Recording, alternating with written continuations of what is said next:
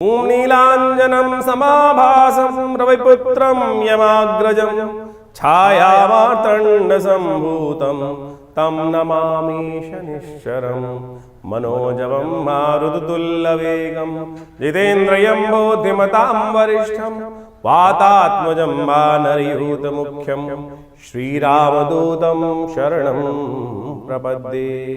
25 तारीख का दिन बृहस्पतिवार का अवसर है, पंचमी तिथि विद्यमान है और मंगल का एक विशेष परिवर्तन का योग बन रहा है। मंगल शुक्र के नक्षत्र में प्रवेश करते दिखाई दे रहे हैं, शुक्र के साथ में बैठे हुए हैं और ऐसे में शुक्र के साथ बैठे हुए मंगल शुक्र के नक्षत्र में प्रवेश करने से थोड़े शक्ति संपन्न हो जाएंगे। ऐसे में थोड़ा अड़ियलपना ज़्यादा बढ़ सकता है, इस बात का ध्यान रखें। आप भी अपनी चीज़ों में थोड़ा अड़ियलपना ज़्यादा लाएंगे तो कहीं ना कहीं और द्वंद्वात्मक स्थिति उत्पन्न होने के योग बन सकते हैं। चीज़ों को अच्छे समझकर प्यार से शालीनता से कार्य करने की आवश्यकता है, तो वो आपके लिए अच्छा रहेगा। बृहस्पतिवार का अवसर है, गुरुओं का सम्मान करें, ब्राह्मणों को निमित्त धार्मिक स्थलों में जाकर कुछ ना कुछ दान पुण्य करना आपके लिए कल्याणकारी योग बना सकता है। 26 तारीख का दिन शुक्रवार का अवसर, षष्ठी तिथि विद्यमान है। ग्रहों की चाल जो आपकी राशि के दृष्टिकोण से जो बनी हुई है वो मित्रता बढ़ाती दिखाई दे रही है, नए संपर्कों में योग बनते दिखाई दे रहे हैं। पुराने लोग नुकसान देने के योग बना रहे हैं, नए जो लोग हैं उनके साथ संबंध स्थापित करने का दिन अच्छा दिखाई देता है। धर्म की तरफ रुझान बढ़ाने का प्रयास करें, धर्म से विमुख ना हो, इस बात का थोड़ा ध्यान रखते हुए कार्य करेंगे तो अच्छा रहेगा। और थोड़ा सा लोगों के समक्ष जाने से में नए संबंधों को स्थापित करने का हमको प्रयास करना चाहिए। ऐसे में ग्रह नक्षत्रों का दृष्टिकोण इस प्रकार से आपके समक्ष आ रहा है। चोरी तो नहीं हो रही, लेकिन कहीं ना कहीं किसी न किसी स्थिति से कुछ ना कुछ नुकसान होने का योग बन सकता है। शिव का ध्यान समस्त प्रकार से, शिव का पूजन आपके लिए सबसे कल्याणकारी योग बनेगा। शिव कहते हैं ना, भगवान जिसका कोई सहारा नहीं तो शिव हमेशा साथ देते हैं। तो सुबह सुबह शिव का ध्यान करके कार्य आरंभ करें, भगवान की कृपा से आपके लिए समस्त अनिष्ट दूर होंगे। आपके कर्म सुदृढ़ करके भगवान शिव का आशीर्वाद मिल जाए तो सब कल्याण होगा। बात कर लेते हैं 27 तारीख शनिवार की, सप्तमी तिथि विद्यमान है और ये सप्तमी बेहद खास है। ग्रह नक्षत्रों के दृष्टिकोण से देखिए, इस वक्त शनि के ढैया आपके ऊपर चल रही है। अंतिम शनिवार है 2025 का और ऐसे में शनि के जो योग बन रहे हैं वो बहुत विशेष हैं। आपकी राशि के दृष्टिकोण से इस दिन ग्रह नक्षत्रों का योग जो आपके लिए है, परिवर्तन की स्थिति आ रही है और ये परिवर्तन की स्थिति जो है वो कहीं ना कहीं सम्मान दिलाने का योग बना सकती है, चीज़ों को सही रूप में आपके समक्ष लाने का योग बना सकती है। यदि किसी अनुभवी व्यक्ति का सहारा लेकर काम करने का प्रयास करोगे तो लाभ की गारंटी आपके ग्रह देने की तरफ जाते दिखाई दे रहे हैं। सफ़र का काम, आगे बढ़ने का काम, यानी बैठे बैठे कुछ चीज़ नहीं मिलने वाली। आगे बढ़ने का प्रयास करने के लिए थोड़ा सा बाहर पैर निकालना पड़ेगा, तब जाके चीज़ें आपके लिए कहीं ना कहीं सुखमय होने का योग बन सकता है। तो इस संबंध में आगे बढ़ने का आपको प्रयास करना चाहिए।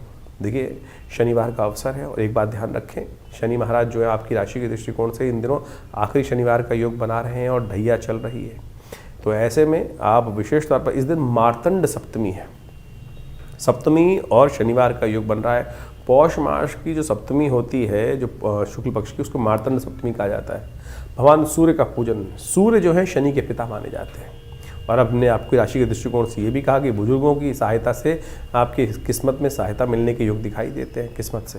तो आप कोशिश ये करें कि इस दिन भगवान सूर्य का अवश्य ध्यान करें, सूर्य को जल अर्पित करें, थोड़ा मीठे, किसी बुजुर्ग जो व्यक्ति हैं, ब्राह्मण हैं, उनको मीठे का दान, गौशाला में हो सके तो गुड़ का दान अवश्य करने का प्रयास करें। ये चीज़ें आपके लिए शनि के नेगेटिव प्रभाव को भी ठीक करने का रास्ता बनाएंगी। 28 तारीख का दिन रविवार का दिन है, उसमें अष्टमी तिथि विद्यमान है और उस दिन सूर्य भी शुक्र के नक्षत्र में प्रवेश करने के जा रहे हैं। आपकी राशि में ही सारे खेल हो रहे हैं। सूर्य भी शुक्र के नक्षत्र में सुख साथ में बैठे हुए हैं और साथ साथ मंगल भी शुक्र के नक्षत्र में, सामने बृहस्पति महाराज विद्यमान है। तो दो द्वंद्वात्मक स्थिति रहेगी, एक लेफ्ट को, एक राइट को। मनोमस्तिष्क जो है दो विचारधारा में बढ़ता दिखाई दे रहा है। इस समय में थोड़ा सा आवश्यकता रहेगी कि विचार को दृढ़ करते हुए कार्य करें, इधर उधर ना फैलें। ऐसे में किसी अनुभवी व्यक्ति के साथ काम करने का प्रयास करें। अनुभव ही काम आता है। जब द्वंद्व की स्थिति हो तो अनुभव का सहारा लेते हुए कार्य करें तो आपके लिए अच्छा रहेगा। गायत्री का स्तवन करें, हो सके तो किसी मंदिर में जाकर भगवान सूर्य के निमित्त नमक इत्यादि का दान करना आपके लिए कल्याणकारी योग बनाएगा। 29 तारीख सोमवार का अवसर, नौमी तिथि विद्यमान है और इस दिन ग्रहों का परिवर्तन का योग जो बन रहा है वो आपके लिए विजयनाद उत्पन्न करने की योग बनाता दिखाई दे रहा है। ये आपकी राशि के दृष्टिकोण से किस्मत में कुछ ना कुछ नया रास्ता देने की योग बना सकता है। किसी बड़े व्यक्ति के साथ आपके लिए रास्ता बनने के योग बनते दिखाई दे रहे हैं। कोई राज्य से संबंधित कार्य संपादित हो सकता है। विजय प्राप्ति करने के योग आपकी राशि बनते दिखाई दे रहे हैं। इस दिन एक बड़ा परिवर्तन होने का योग बन रहा है। बुध महाराज राशि परिवर्तन कर कर आपकी राशि में ही पदार्पण करेंगे। ये बुध का पदार्पण चीज़ों को और बढ़िया से आपके लिए ऑर्गेनाइज करने की स्थिति दिखाई देगा। तो कहीं ना कहीं कोई सपोर्ट जो बन सकती है और वो आपके लिए रास्ता बनने के योग बनाएंगे। कोई ना कोई सम्मान प्राप्त करने के योग आपकी राशि में बनते दिखाई दे रहे हैं। सोमवार का अवसर है।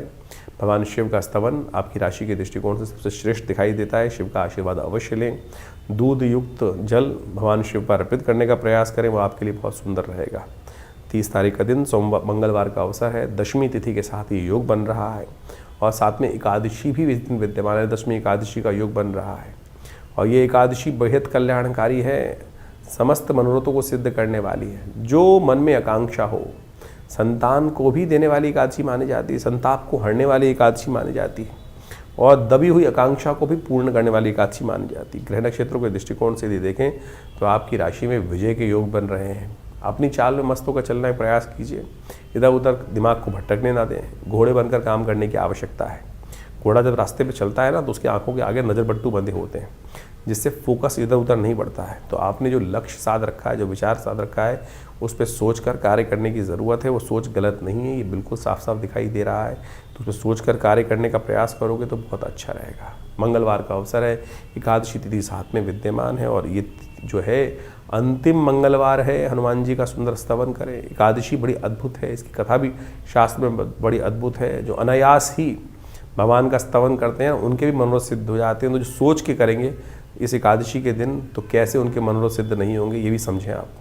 30 तारीख के दिन जो विशेष योग बन रहा है वो समझ लीजिए 30 दिसंबर के दिन मंगलवार का अवसर है और इस दिन एकादशी का जो योग बन रहा है, ब्रह्म वैवर्त पुराण के अंदर एक अद्भुत योग लिखा है कि संतान एकादशी मानी जाती है इस दिन।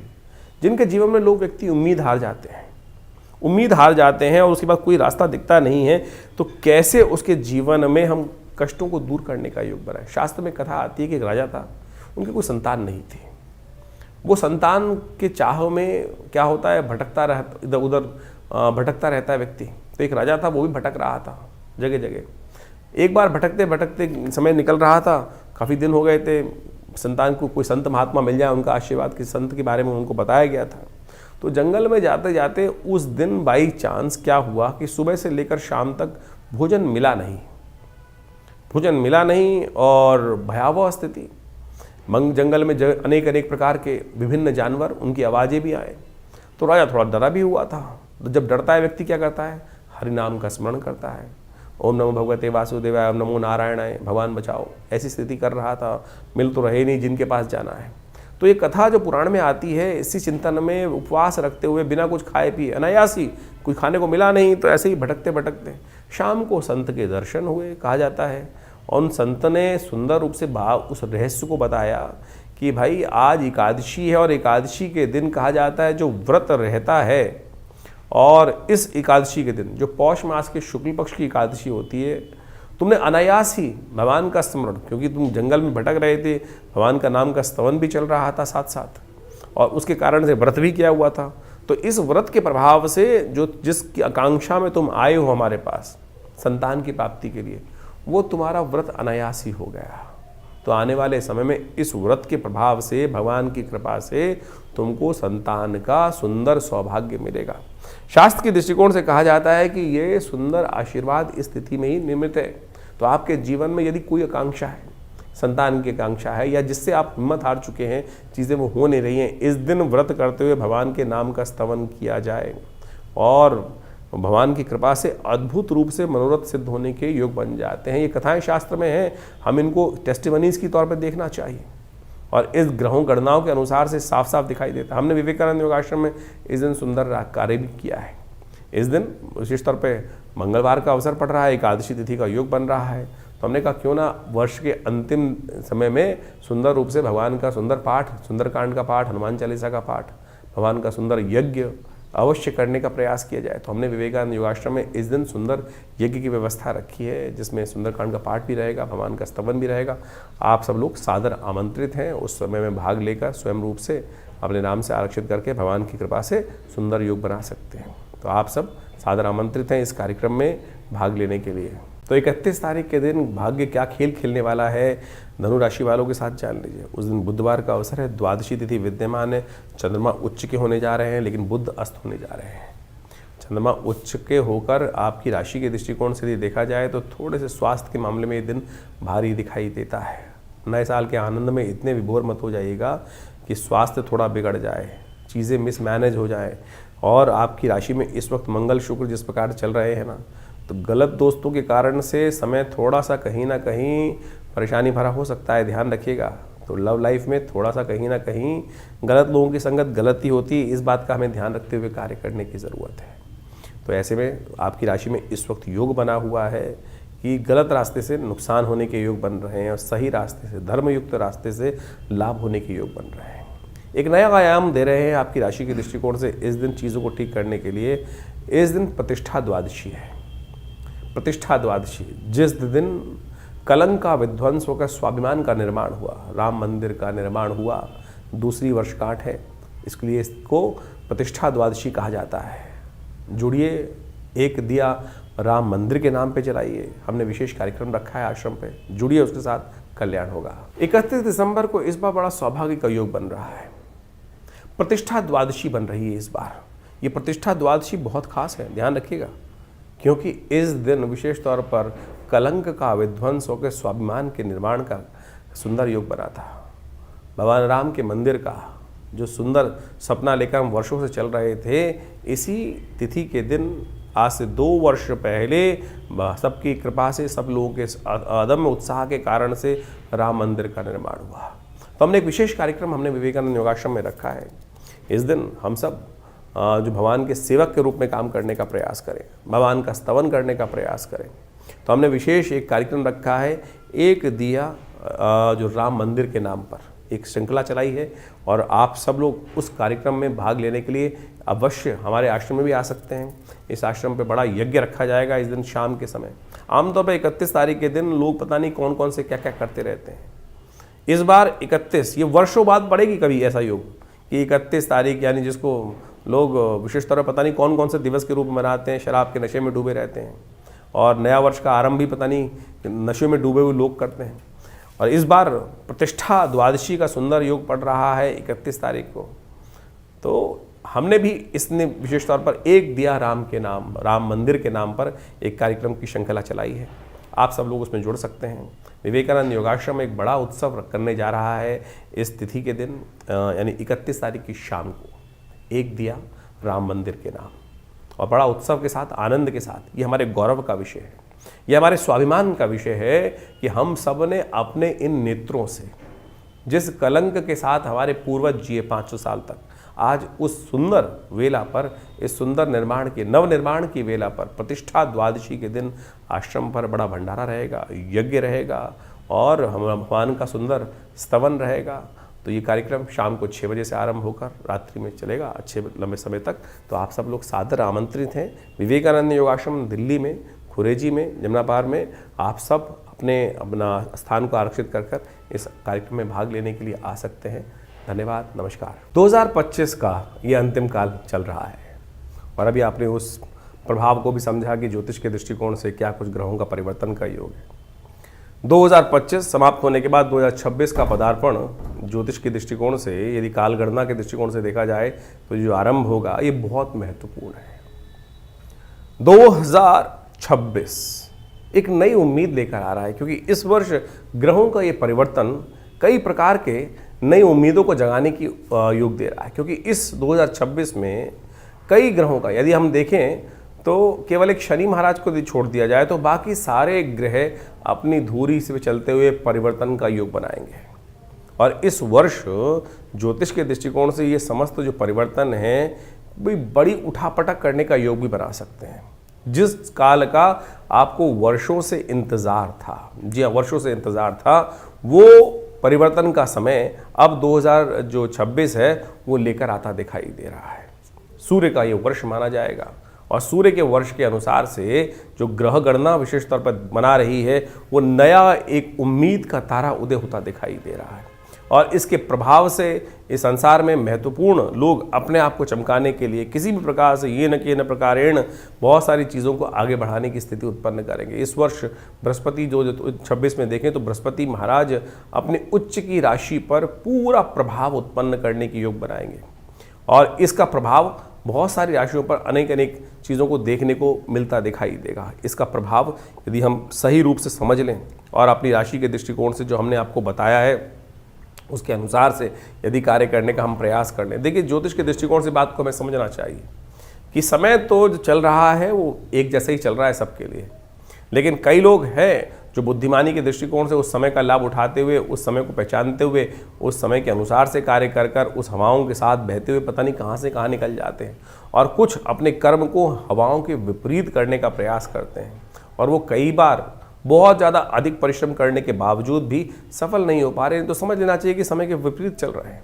ज्योतिष यही समझाने का प्रयास करता है, तारों की गणना जो है, ग्रहों की गणना जो है, वो यही समझाने का प्रयास करती है कि ये रुझाव, बहाव पानी का और जो समय का रुझाव है, वो रुझान जो है वो किस तरफ जा रहा है और उस देश काल परिस्थिति को समझकर हम सही समय पर सही निर्णय ले लें तो यही सबसे बड़ा विशेष तौर पर प्रभाव समझना चाहिए। बहुत सारी प्रश्न हमारे पास समय समय पर आते रहते हैं। व्हाट्सएप के माध्यम से भी लोग अपने प्रश्नों को लगातार भेजते ही हैं। हम प्रयास करते हैं उन सब प्रश्नों का निदान समय तक पहुंचा दें, लेकिन एक विचित्र बात है कि बहुत सारे लोग प्रश्न आधे लिख के भेजते हैं। जब तक आप प्रश्न पूरा लिख के नहीं भेजेंगे तो जवाब कैसे दिया जाएगा। उसके साथ साथ भी बहुत सारी कालगणना ऐसी होती है कि जो राशि के दृष्टिकोण से, हम गोचर के दृष्टिकोण से ही हम यहाँ बता सकते हैं, लेकिन अगर गोचर के दृष्टिकोण से जैसा हमने आपके समय बताया कि बिल्कुल अच्छा चल रहा है, लेकिन आपके साथ वो उसके उल्टा हो रहा है, तो समझ लीजिए कहीं ना कहीं ग्रह गोचर की गणना जो है वो आपकी दशा, महादशा या आपकी कुंडली में जो इंटरनल समस्याएं हैं वो आपके जीवन में कुछ भयावह स्थिति उत्पन्न करती दिखाई दे रही हैं। उनका हमको इलाज करना पड़ेगा। जब हम उनका इलाज कर लेते हैं तो चीज़ें परिवर्तन की तरफ बहुत तेज हो जाती हैं और समय का लाभ मिल जाता है, लेकिन हम उस गड्ढे से बाहर निकलने के लिए उसका इलाज सही समय पर नहीं कर पाते हैं। सकल पदार्थ है जगमाही, कर्महीन पुरुष पावत नाही। कर्महीन के साथ ये बात, कर्म का सिद्धांत समझ लीजिए, सही दिशा में सही समय पर किया गया कर्म, तो वो समझते हुए कार्य कर लें तो आपके लिए बिल्कुल सब चीज़ें ठीक हो सकती हैं। यही ज्योतिष का लाभ है और कोशिश ये करें हम इस कार्यक्रम के माध्यम से आपके प्रश्नों का निदान जिस प्रकार से दे रहे हैं तो आप तुरंत इस 2025 तो जैसा निकला आगे आने वाला जो समय है ना उसको ठीक करने का हमको प्रयास करना चाहिए। 2026 बिल्कुल आरंभ काल में आ चुका है, शुरू हुआ चाहता है। हमने अपने इस चैनल के माध्यम से बहुत सारी गणनाओं को आपके समक्ष रख भी दिया है और उन सबको समय समय पर आप इसलिए अवगत कराते भी रहते हैं। तो आप इन समस्त उपायों को कर कर अपने जीवन में अपने समय को और आनंद लेते हुए जीवन का, बड़े भाग्य मानुष तन पावा, शास्त्र में कहा गया तुलसी बाबा ने कि बड़े भाग्य से मानुष तन मिलता है और उसमें ऐसे ही रोते बिलते थोड़ी निकालना है। उसको ठीक करने के लिए जो भी विज्ञान के तरीके हैं, बुद्धिमानी के तरीके हैं, जो अनुभव के तरीके हैं, उनको अपना कर हमको समय को ठीक करने का प्रयास करना चाहिए। और जो कर लेते हैं वो अपने को भी तार देते हैं और समय को भी ठीक कर लेते हैं और अपने परिवार को भी, समाज को भी कुछ ना कुछ लाभ देने का प्रयास कर लेते हैं। तो आइए जुड़िए हमारे इस चैनल के साथ और हम बहुत सारे कार्यक्रम समय समय पर करते रहते हैं। अभी आपको बताया ही है कि इस समय में बहुत सारे कार्यक्रम आश्रम की तरफ से समय समय पर रहेंगे, तो उनमें जुड़िए, माँ भगवती का आशीर्वाद लीजिए। जो नया वर्ष आ रहा है उसकी उम्मीद दिखाई देती है कि ये सूर्य का कांति का वर्ष है और बहुत तेज वाला वर्ष है और बहुत अद्भुत प्रकार से जीवन में परिवर्तन के योग लेकर आता दिखाई दे रहा है। आशा करते हैं कि आपके लिए भी बहुत सुखद रहेगा।